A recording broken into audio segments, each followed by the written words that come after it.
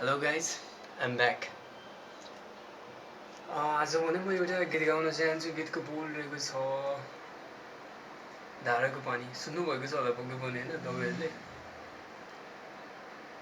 धाराको पानी कान्छी नानी बोकेको कम्मरमा भुलेको छैन त्यो मिठो पानी अझ यो उमेरमा। धाराको पानी कान्छी नानी बोकेको कम्मरमा भुलेको छैन त्यो मिठो पानी अझ यो उमेरमा।